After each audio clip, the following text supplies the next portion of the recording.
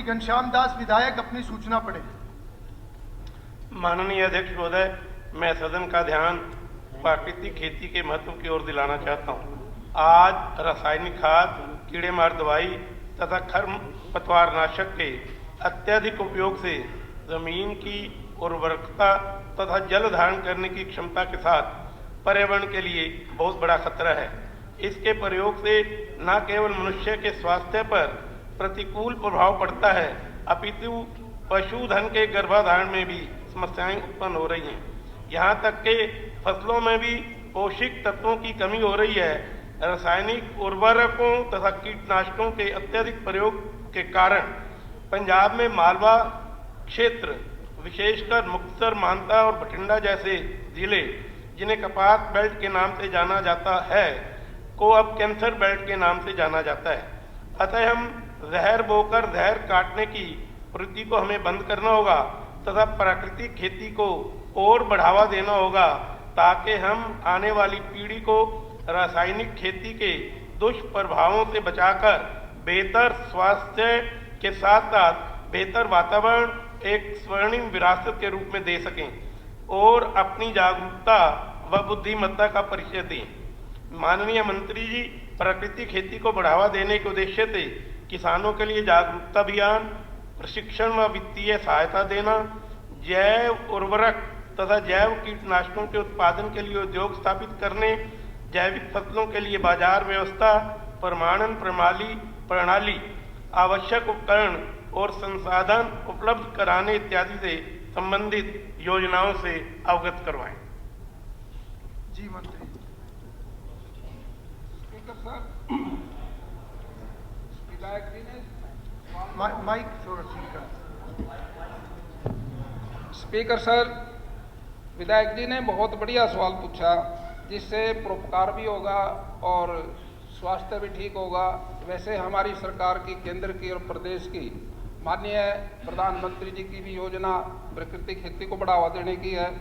माननीय मुख्यमंत्री जी का भी इसमें बहुत इंटरेस्ट है और मैं समझता हूँ भी खेती 3 तरह की है स्पीकर सर। एक तो रासायनिक खेती, जिसको हम प्राकृतिक खेती के नाम से ज़्यादा जानते हैं। दूसरा एक प्रयास किया था जैविक खेती का, और एक है प्राकृतिक खेती। जैविक खेती और प्राकृतिक खेती में एक थोड़ा अंतर है। जैविक खेती के अंदर विदेशी केंचुए का प्रयोग होता है, केवल जो गोबर ही खाता है, मिट्टी नहीं खाता, वो गोबर से खाद बनाता है, वो प्रोसेस है जैविक खेती का। और प्राकृतिक खेती का जो आधार है वो प्रकृति के ऊपर आधारित है।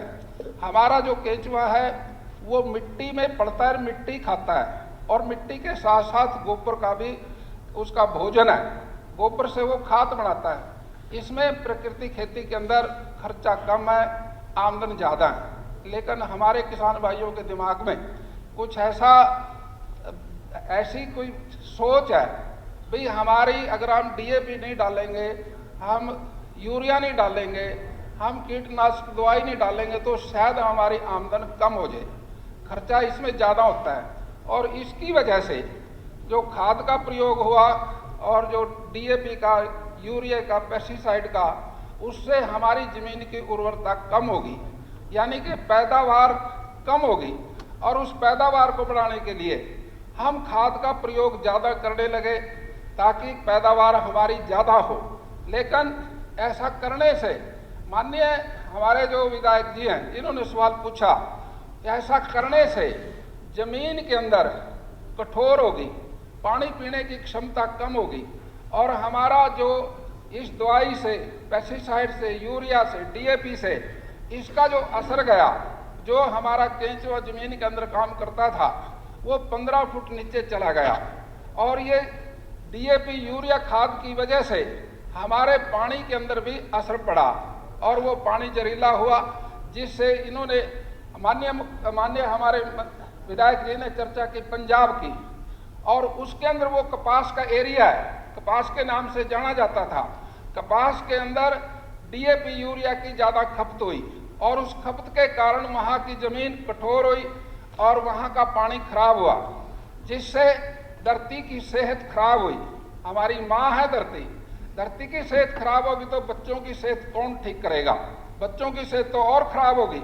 इसलिए हमारे यहाँ जो कैंसर की बीमारी आई है, इसी यूरिया से, डीएपी से, पेस्टिसाइड से, इसके प्रयोग से हमारे देश की जमीन इतनी जहरीली होगी जिससे अनाज भी जहरीला हुआ। हमारे अनाज के अंदर ऐसे तत्व आ गए जो हमारे सेहत के लिए ठीक नहीं है, इसलिए अनाज के अंदर भी विकार आया। और साथ मैं स्पीकर साहब इनका धन्यवाद भी करना चाहूँगा। इन्होंने जो सवाल पूछा, इससे प्रदेश का भी भला होगा, देश का भी होगा। अगर इनकी बात हम सभी विधायकगण इस बात को सोचने कि ये प्रकृति खेती हमने करनी है, इसके लिए सरकार ने क्या क्या प्रोत्साहन दिए, वो मैं आपसे चर्चा करना चाहूँगा।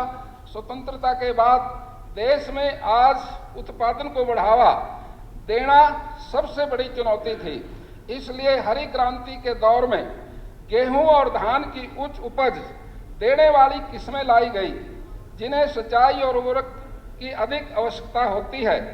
देश राज्य के खाद्यान्न उत्पादन में उल्लेखनीय उपलब्धि हासिल की, लेकिन उर्वरकों और कीटनाशकों की अधिक मात्रा के निरंतर उपयोग से मिट्टी की सेहत खराब हुई और फसल उत्पादन में कीटनाशकों के अवशेषों में वृद्धि हुई, यानी कि जहरीलापन आया। उर्वरकों और कीटनाशकों के अधिक अवशेषों ने मानव स्वास्थ्य को बहुत प्रभावित किया, यानी कि हमारे सेहत खराब हुई।